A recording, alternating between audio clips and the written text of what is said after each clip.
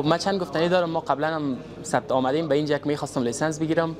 قبلا که یک ماه بر تذکره مانده بود که تذکره به میاد برسه که ترافیک بر من لیسانس بده، بر یک ماه بر من ندادند.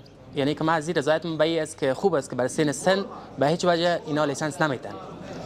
و دایی که ما 3-4 روز که شده اینجا آمدیم بر درس خواندن، واقعا درسی که مدیر صاحب ترافیک بر ما میده درس بسیار واضح، بسیار به طوری که بسیار هم تو علاوه بر سیستم‌های جهانی برابر درس میده که واقعا فهمیده میشه تمام علامت‌ها، تمام خطرات بر ما میفهمونه تا از حادثه‌ها جلوگیری کنیم. کسایی که لیسانس نداره سر جلو موتور میشینه، این جرم حساب میشه. من خودم یک سال سر جلو موتور شدم، کاملا میفهمم یک کار اشتباهی کردیم.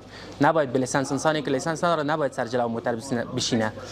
البته که جان انسان زیاد مهم‌تره. لیسانس خو ډیر ښه مهم شی ده، خو باعث مخکې موږ ته استاد ویلي باعث د لیسانس لپاره سړی درس ونه وایي.